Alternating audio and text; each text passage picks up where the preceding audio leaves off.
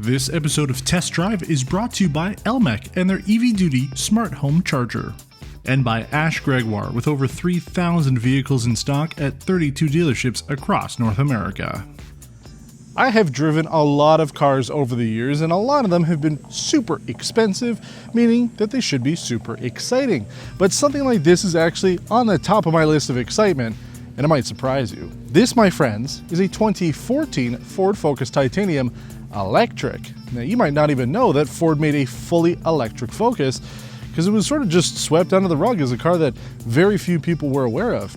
And this isn't even Ford's first fully electric vehicle, because back in 1998, the Ranger had an EV version, this being the second one that Ford came out with a pretty moderate power plant on it. We're going to be talking quite a bit about this, but I'm excited because, first of all, I haven't driven one before, and now, as a Ford Focus enthusiast, it's the only car that I actually own, it's good to see what the modern or most modern version here in North America is for this car, because we don't get the Mark IV. This Mark III was it for us. Now, our example here has about 80,000 kilometers. That's very important. The list price for this is about $10,000, $11,000, and this has been provided to us by our friends at Ash Gregoire. This car is for sale if you're interested in buying it. They also have a wide selection of other electric cars as well as other Ford Focus. So if you're interested in this or anything else that they have available in any of the 32 dealerships across North America and the over 3,000 vehicles in stock, you can save $200 off the purchase of your next vehicle from Ash Gregoire. Head over to promo.ashgregoire.com/Niall. That's my name. It's also on the lower third in front of you to save $200 off the purchase of your next car. Something like this might be for you as we're talking about it. So big thanks to Ash Gregoire for letting me feature this. I did want to get into a third generation Ford Focus. I did have my eye on the RS, but some people said, given my size, it might be a little tight to get into. This one, though, no problems whatsoever. So this vehicle, original MSRP was $36,000 and change. This one has a couple of options on here. We have the full leather seating on the interior, as well as the white paint. You have to pay $400 for paint, $1,000 for the leather seating, and that was pretty much it. If you're looking at this car, that's how it came, and it only came as the titanium 5-door hatchback, sold here pretty much globally, but here in North America, the titanium was it, but they only made this as the 5-door hatchback.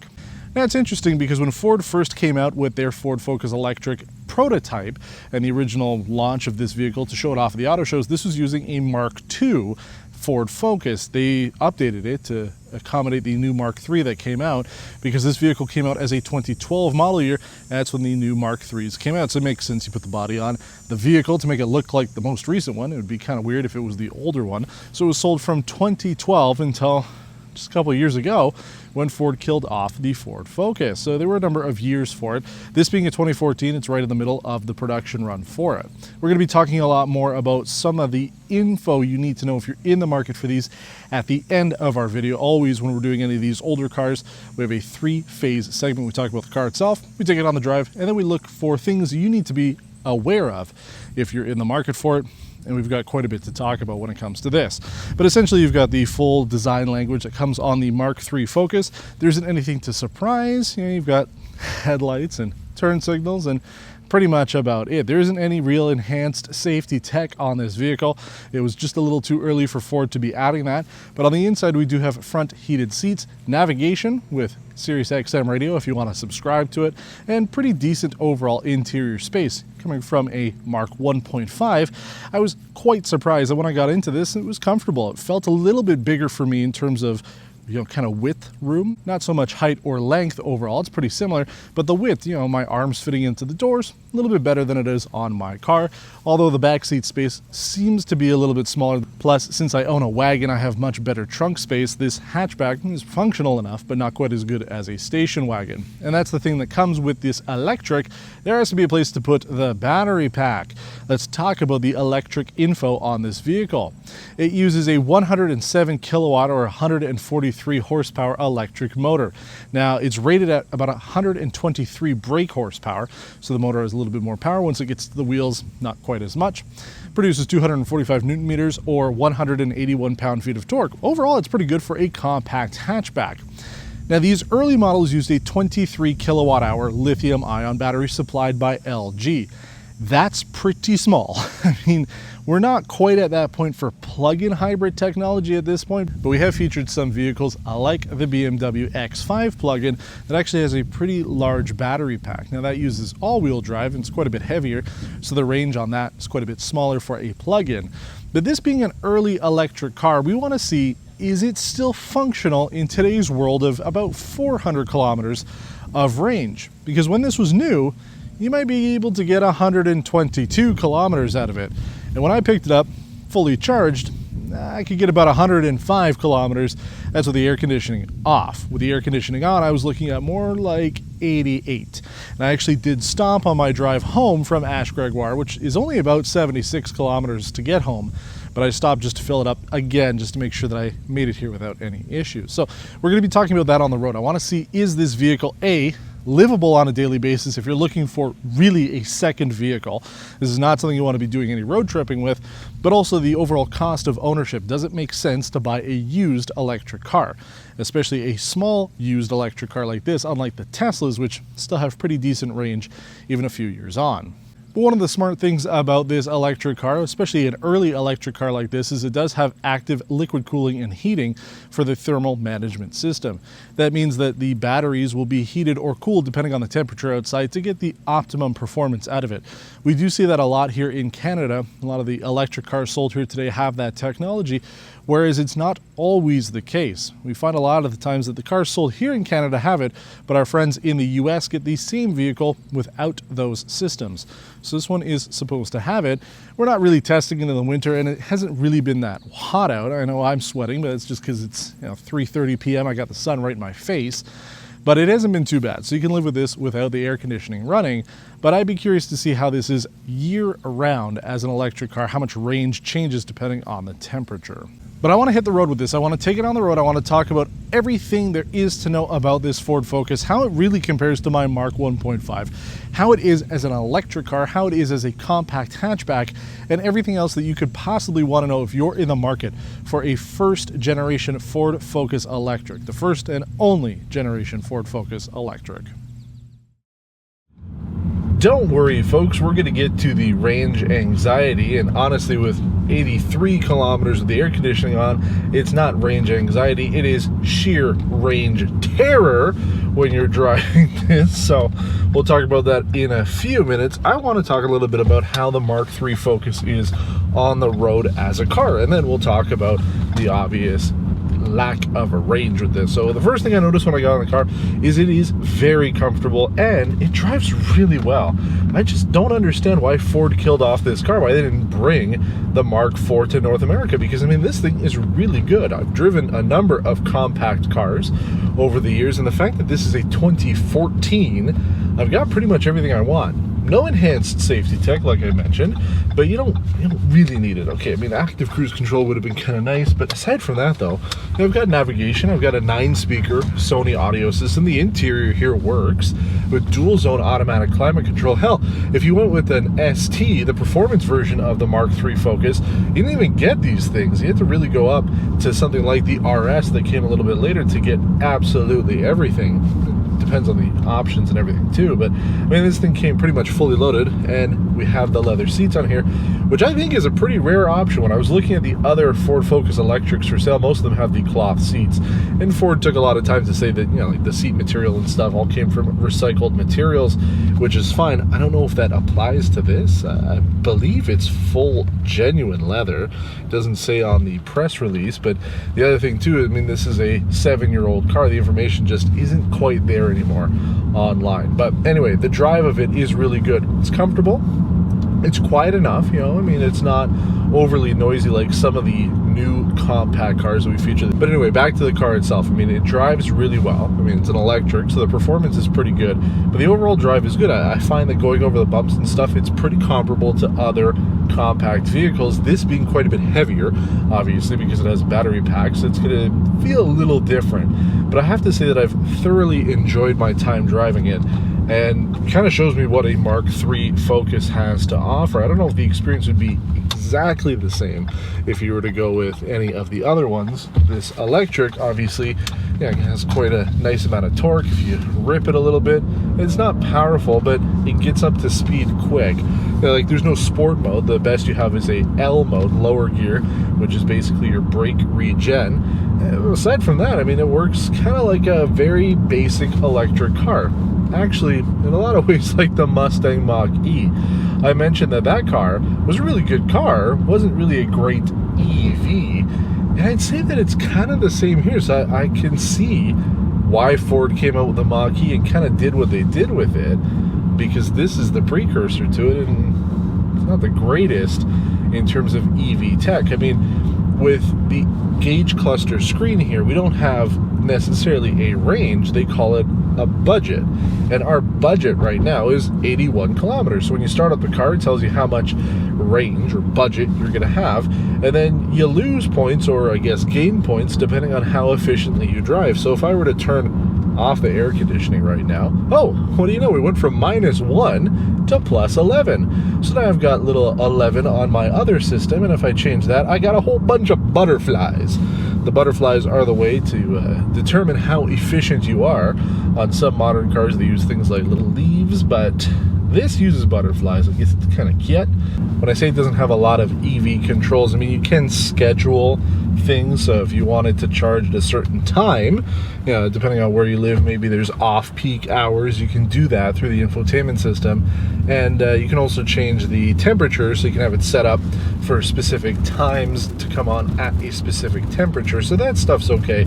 The charging port does not lock, and I believe with the facelift they added a charge lock button in the center area. So that's the only thing to note. But like, I mean, you've got basic functionalities there. So you've got those options should you choose to use them. But yeah, again, compared to some of the more modern cars, it's a little bit easier to use. Plus the infotainment system, yeah, it's functional. You do have navigation and stuff, which is great, but it is old. I mean, it's slow compared to Sync 3. So you will have a little bit of getting used to for this older system. Yeah, I think the people who are going to be buying this, especially a 2014 with the range or lack thereof that you get on this, this is really going to be an inter-town commuter. And as I mentioned, I mean, if I did more stuff in town, if I wasn't picking up press cars 100 kilometers away, if it was closer, maybe, you know, maybe like 30 or 40 kilometers max, then I could absolutely see myself driving this. I would enjoy it because A, I find that the interior is comfortable, the drive is good, the ride is good and everything. It's going to cost you absolutely nothing to charge it up. You know, even when I went to go use the charger when I was coming home, I was there for, well, I don't know, like 40 minutes maybe, 50 cents. So it's quite a bit cheaper than paying for gas. And maintenance also, I mean, down the road it should be better. You know, you're not paying for oil changes and things like that. But we will talk about the overall maybe repair bills that you might be seeing as we wrap up in our buyer's guide. But when it comes to the rest of the vehicle, I've been very happy. I wanted to get into a recent Ford Focus because I kind of missed them. Started doing the press cars pretty much right when the Ford Focus was killed off here in North America. I drove like an older one, probably would have been about a 2014, years and years ago, before even thinking of doing test drive. And, you know, I don't remember how it was, but I'm definitely going to remember this because I do like it quite a bit. I just wish the range was a little bit better. So that's going to be your concern. I mean, in town you should be okay, right? You know, the idea is you're driving, so you're using some battery, and then as you slow down, you're using the brake force regeneration, and you're gaining a little bit of range, so that's good. And then you kind of lose some because you're going, again, a little power out of it. You're using the battery. Like, you keep going up and down. In town, it's fine, but on the highway, for the most part, you're pretty much just using electricity. You're not really getting anything back. So that's where you're going to see not really some issues, but that's where this will falter. So if you buy a 2017 or new, you get a little bit more range. About 185, which is not bad for a, you know, late 2000s electric car, a late 2010s, because, you know, we featured something like the Kia Soul EV 2018 model had about 185 range too. Same thing with the Volkswagen e-Golf. That thing today still has, you know, maybe 200 at the top end of it. So you're looking at pretty similar range. It depends on what you want out of your vehicle, but this will be pretty exclusive to those who just do stuff in town. Again, I mentioned it outside. You might not even know it exists. You know, my wife didn't realize that there was a Ford Focus electric, and hell, I mean, I barely knew it was there too. You know, it was such a weird vehicle. It wasn't sold in every state, wasn't sold in every country, so you might not even be aware of it, but I liked it. I'm enjoying it. you just gotta, do a little bit of your research first. Make sure that this will be an electric car for you, because it really is, one of those early adopter kind of things where you're trading off a lot to get a very, I'd say, unique experience. But so far it's worked for me. I like it. I like the space. I like the ride. It's really comfortable. Performance, meh, not really there. It's not meant to be, though. You're hammering this thing down with a 22 kilowatt hour battery, you're going to have no electricity left. So this is going to be for a certain set of people, but I could see myself buying one. Although, now that I've driven this, especially coming from my Mark 1.5, which, the car works, but obviously you always want to desire something better. I'm driving this now, I'm thinking, geez, I am missing out quite a bit not having a newer Focus. But would I take this or the RS? That's the thing. I think I would personally take the RS. Not that there's anything wrong with the electric, but it's a performance car. So anyway, I want to go back to the studio. We're going to be talking about the things that you should look out for, things that you need to know if you are in the market for the one and only Ford Focus electric. Well, folks, if you watched the episode we did about a week ago, I said that we were in a heat wave and we had like 3 days of nice weather, and now it's a heat wave again. It's not even sunny out, and it is so humid in here. I can feel it through my throat. So I want to go through what you need to look for if you're in the market for a Ford Focus electric. Now, it doesn't mean that the common problems of the third generation Ford Focus translate to this. Yes, the body and everything looks the same, but pretty much everything underneath the hood is different, right? It's an electric car. So those common problems don't really apply to this. And truthfully, I guess because they didn't really sell that many of the Ford Focus EVs, there isn't really a lot to go on. I've heard some things, and going through the internet trying to find some people who've complained about it. There isn't much. The only real complaint that I saw, one particular person said that they'd be driving the car along and it would come to a stop. The battery would die out completely. And they took it in for a software update, fixed it for a little while, and then it got bad again. So that was just one case. They sold, I don't know, at least 50,000 of these for the first few years based on the recall on the 120 volt charger. That's something to look out for. It was recalled a few years ago in 2018, and that affects a large number of the first chargers that were shipped out with these. So take a look to see if yours might have been affected. Because we use a level 2 charger here, our EV Duty smart home charger, I don't have to worry about it, but the vehicle would come with a level 1 charger, so take a look at that. There was also a small recall for a powertrain issue. That might have been what that particular commenter was talking about, and that only affected about 2,900 vehicles, so not too big overall. But as I literally melt away here from the humidity, let's talk about the elephant in the room, the battery. I've talked about it quite a few times when we're doing the EVs, plug-ins, hybrids, anything like that, about the cost of replacing the batteries. Now, as I mentioned, with about 122 kilometers of range new, and we're getting, about 105 now, we've lost about 12 to 13% of the original charge. Now, to be fair, I didn't drive this car new, so I don't know really what the range was, and we've done a number of electric cars that the ranges vary quite a bit.